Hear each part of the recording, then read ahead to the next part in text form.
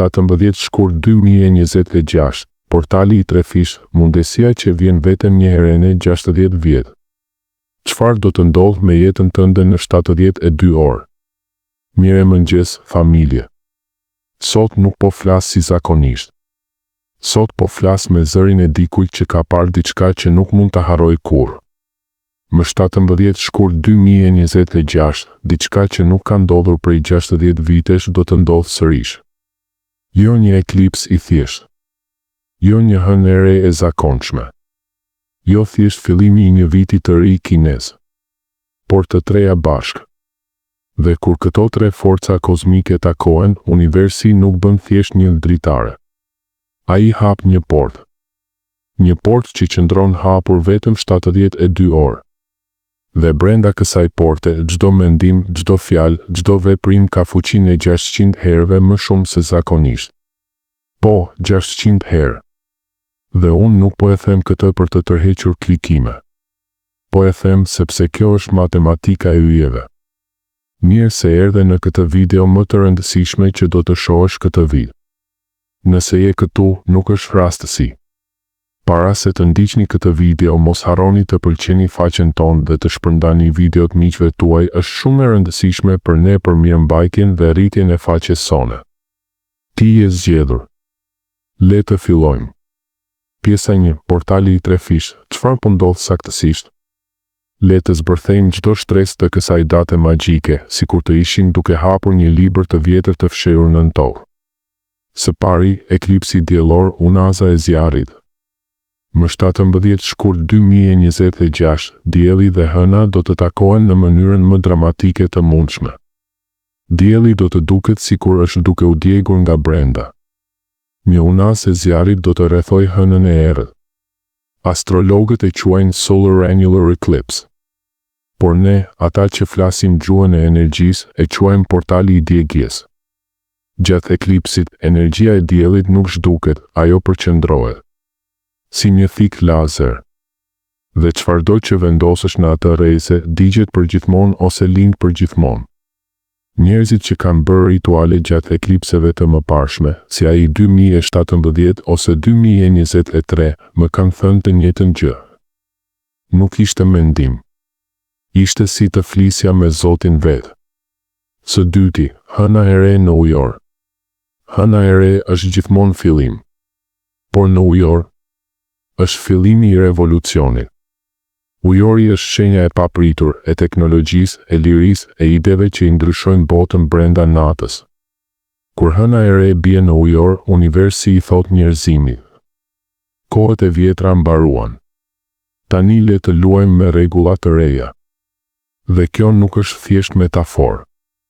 Njerëz që kanë bërë deklarata gjatë hënave të reja në ujor kanë filluar biznese, kanë lënë martesa toksike, kanë lëvizur në vende të tjera brenda 21 ditësh.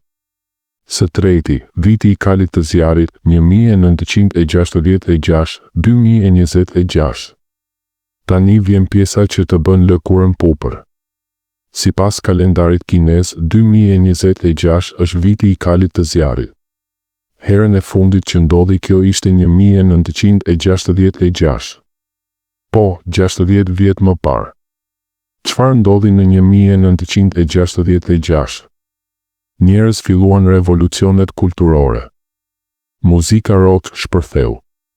Njerëzit lanë punët e tyre të vjetra dhe shkuan në Indi, në Woodstock, në rrugët e San Franciscos. Kali i zjarrit nuk ecën.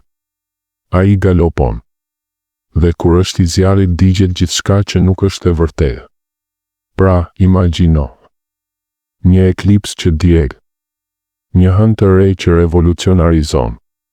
Dhe një kal i zjarrit që të çon drejt së panjohurës me shpejtësi marramendëse. Kjo është arsyeja pse astrologët kinezë dhe perëndimor po e quajnë këtë datë triple portal. Dhe fuqia? 10 herë nga eklipsi. 6 herë nga hëna e re në shenjën e saj më të fortë. 10 herë nga kali i zjarrit. 10 herë 6 herë 10 baraz me 600. 600 herë më shumë fuqi manifestuese për 72 orë. Pjesa 2, 3 fazat e ritualit. Tani po hymë në praktikën e vërtetë. Ky nuk është meditim i lezetshëm. Kjo është kirurgji shpirtërore. Faza 1 djegja 17 shkurt gjatë eklipsit. Ora, nga momenti që dielli fillon të erësohet deri në momentin që unaza e zjarrit zhduket. Çfarë do të bësh? Do të shkruash në një letër të bardhë të gjithë versionin e vjetër të vetes. Jo vetëm kam frikë nga dështimi. Jo. Do të shkruash emrin e frikës. Do të shkruash historinë e plotë. Si të ishe duke i thënë lamtumir një personi që ke dashur shumë, por që të ka helmuar. Shembull konkret. Nuk jam më vajza që priste miratimin e babait. Nuk jam më burri që punon 12 orë në ditë për të provuar se është i denjë. Nuk jam më njeriu që beson se parat janë të këqija. Shkruaj gjithçka. Deri në lodh. Pastaj. Në momentin që unaza e zjarrit është më e qartë në qiell, do ta dish sepse do ta ndjesh në gjoks. Do ta djegësh letrën. Jo në një qiri. Jo në një tenxhere. Në një enë metalike jashtë nën qiell. Dhe teksa digjet do të thuash me zë të lartë. Unë po e lë këtë version të vjetër të vdes. Dhe nga hiri i tij po lind unë i ri. Kur hiri të ftohet do ta varrosësh në tokë. Në një vend ku askush nuk do ta gjej kurrë. Si një varr të vërtetë. Faza 2 mbjellja 17 mbrëmje deri më 18 shkurt paradite. Tani vjen momenti më i bukur. Do të shkruash 7 deklarata, unë jam në kohën e tashme, sikur tashmë të ketë ndodhur. Jo, do të jem i pasur. Por unë jam i pasur. Parat vijnë tek unë lehtë dhe me gëzim. Jo, do të jem i shëndetshëm. Por unë jam i shëndetshëm. Trupi im është tempull i energjisë së pastër. Shkruaj 7 të tilla. Më e rëndësishmja, ato duhet të bëjnë të qash nga emocioni kur i lexon. Pastaj, do t'i vendosësh në një zarf të kuq. Të kuq si zjarri i kalit. Dhe do t'a vësh në një jashtëk për 3 netë, 17, 18, 19 shkurt. Çdo natë, para se të flesh, do t'a prekësh zarfin dhe do të thuash. Unë po e mbjell këtë farë në tokën më pjellore të universit. Faza 3, kalërimi, 18 shkurt, me njëherë pas zgjimit. Kjo është faza ku shumica dështojnë. Sepse këtu fillon veprimi. Më 18 shkurt, gjëja e parë që bën kur hap syt duhet të jetë një veprim që përputhet me identitetin tënd të ri. Nëse ke shkruar unë jam i pasur, atëherë bëj diçka të guximshme me para, hap një llogari investimi. Blini diçka që simbolizon bollkun. Dërgo një email që ke pasur frikë ta dërgosh. Nëse ke shkruar unë jam i dashuruar, atëherë dil jashtë. Bisedo me dikë. Vish diçka që të bën të ndihesh seksi. Kali i zjarrit nuk pret. Ai galopon. Pjesa 3, paralajmërimet e rënda. Tani po të them të vërtetën e hidhur.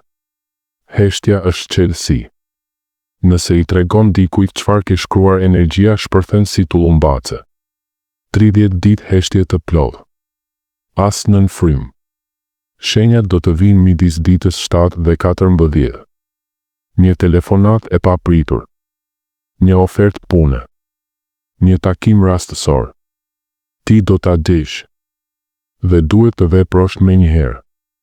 Universi do të testoj. Do të vijë një krizë e vjetër. Do të vijë një tundim për t'u kthyer tek versioni i vjetër. Kjo është prova. Nëse kalon çmimi është i madh. Më 18 shkurt vish diçka të kuqe. Edhe nëse është vetëm një shall. Zjarri duhet të jetë mbi ty. Përfundimi. Ajo që do të mbjellësh në ato 72 orë do të korrësh për 60 vitet e ardhshme. 60 vjet. Në 2086, kur të jesh 80 vjeç ose 90, sepse do të jesh i shëndetshëm, do të ulësh në një stol dhe do të thuash: Faleminderit Zot që më 17 shkurt 2026 unë zgjova të jem i ri.